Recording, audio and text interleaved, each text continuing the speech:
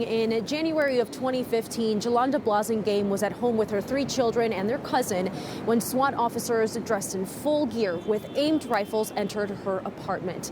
Now she says that her children are facing PTSD-like symptoms and that she wants justice to be served. I really thought they was going to shoot one of the kids by mistake. That's how I felt, because the guns were so close to them and to me. So I would just have my hands covered, like up over them in front of them, so if the gun did go off by mistake, I would have got shot.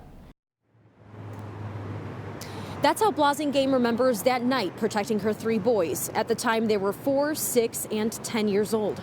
She says all of them had guns pointed at them as police raided their North Lawndale apartment. At least 6 officers entered that day, serving a search warrant based off of information they received from a confidential informant. That CI told officers drug deals were being made out of the apartment by a man named Derek Bell. But at that time of the raid, Bell was actually serving time at a correctional center 200 miles away. Blassingame's attorney, Al Holford Jr., says police did a lot of things wrong, calling the raid in their filing a, quote, big mistake and huge blunder.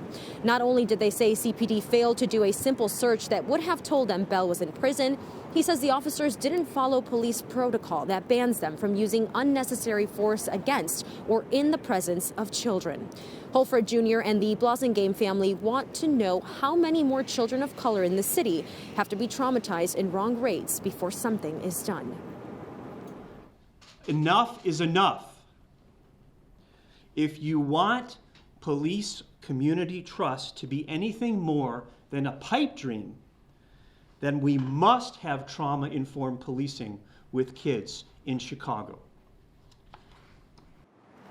Now, it's important to note this happened before the body camera mandate for Chicago police officers, and also there is no dollar amount yet on that lawsuit for the Blassingame family, but they are asking the court to consider cost and human factors, so things like therapy for the children, because now the children cannot and say they don't trust any Chicago police officer.